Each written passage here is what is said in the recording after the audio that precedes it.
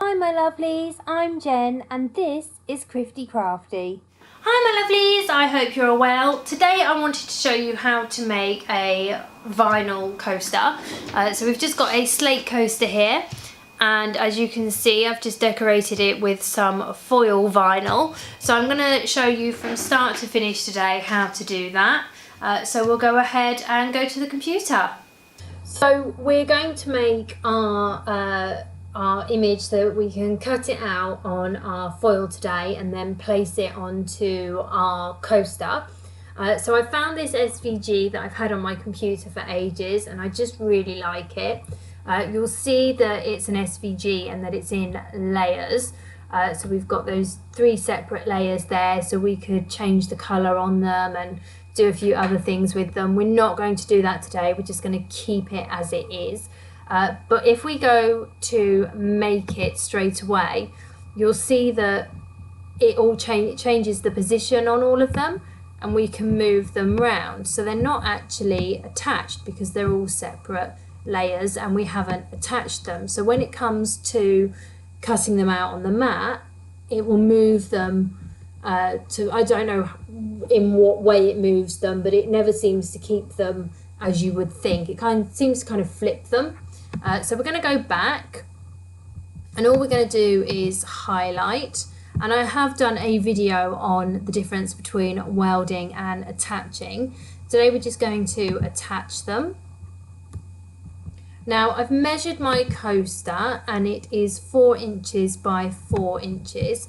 So we're going to change the width and we're going to change it to 3.7 and press enter.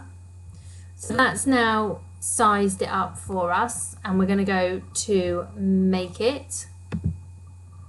And because we've attached it, it's now going to stay exactly as it should. And we're going to go to continue.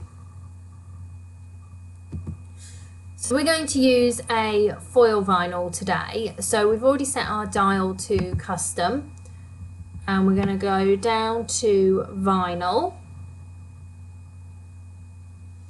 And you'll see that we've got 2 foils. So we've got adhesive foil and we've got foil adhesive matte. So we're going for adhesive foil today. This is the Cricut foil we're using. So we're going to click that and we're going to press done, and then we're going to go ahead and sort our mat out. So we've loaded our mat with our adhesive foil on, and I've actually got a deep cut laid in today just because I feel because of the angle rotation on it, I feel it cuts better with smaller designs. So I've put the deep cut in, and we're just going to go ahead and press cut.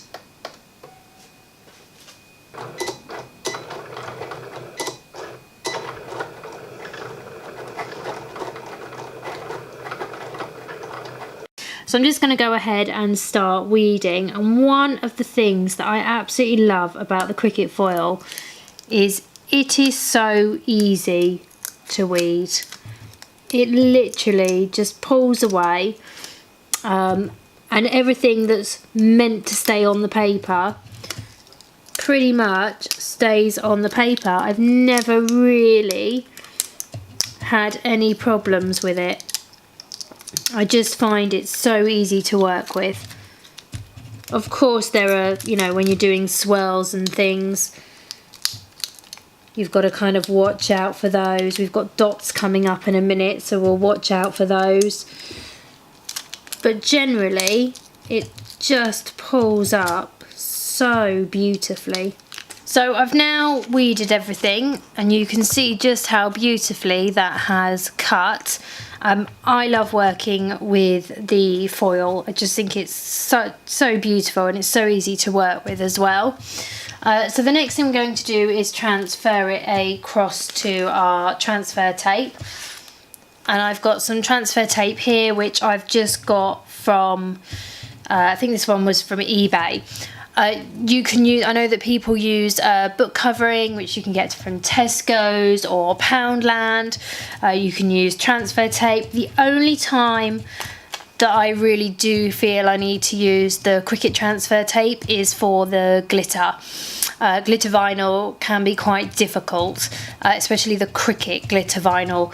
I use this for normal glitter vinyl, I use it for holographic vinyl. The only time I really use the extra strength one is with the Cricut glitter vinyl. So one of the first things that I do with transfer tape is it can be really sticky. So it doesn't matter what transfer tape I've got or where I've got it from, you'll get the feel of it, especially with the Cricut Extreme Hold one. I recommend you always do this. This is just from eBay. Again, I always do it.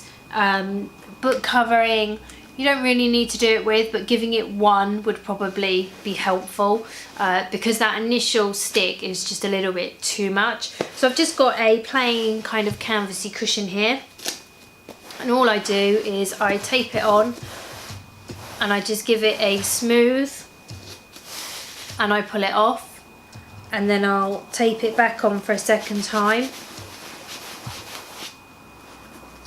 And then I just rip it off and I put it back on the paper. And this is reusable. I use my transfer tape, or I reuse my transfer tape lots and lots. So sticking it once or twice initially is not going to reduce the life of it.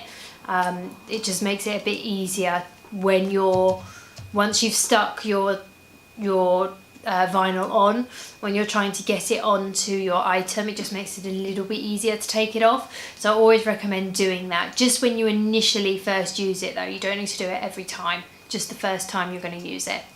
So we've got our vinyl here and we've got our transfer tape, so we're just gonna stick that on like that, and then we're going to put it back on our tape so it doesn't stick to the mat, and we're just going to start burnishing is the correct word, I believe.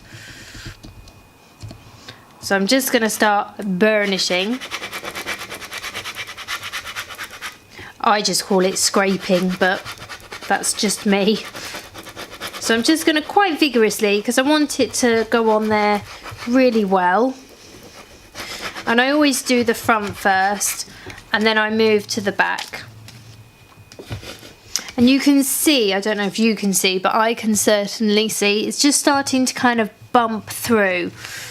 And that always gives me a really good indication that I'm on the right path and that we're getting there in terms of transferring it. So from the back, and I always peel from the back, not the front. I just find it easier to peel from the back, and I just very gently, in sort of like a rocking motion, and I keep it as close to the transfer tape as I can.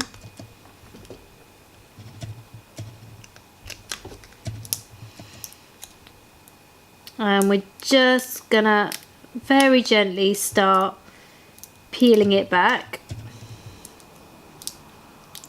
And if you find you get to a certain point and it's lifting, that's fine. Just go back in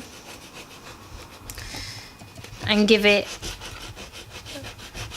a bit of a scrape. Don't try and kind of... I always just go back and give it another scrape.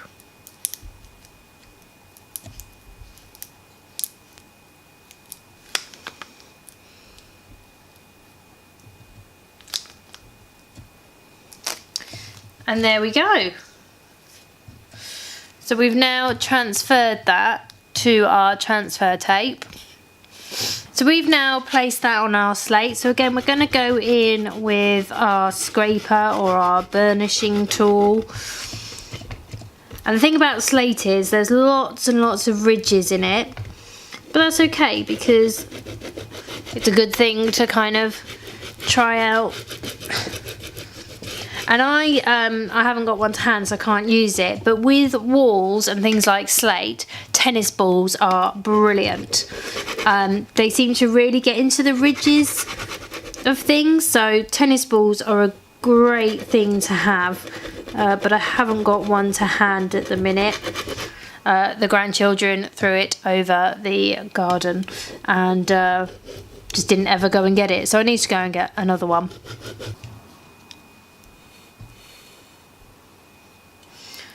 So I'm just going to very, very gently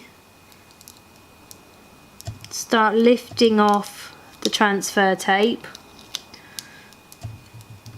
And exactly the same as before, if things can't start lifting off, then just place it back down and use your tool. Oh, we've ended up with a Bisley hair under, there we go.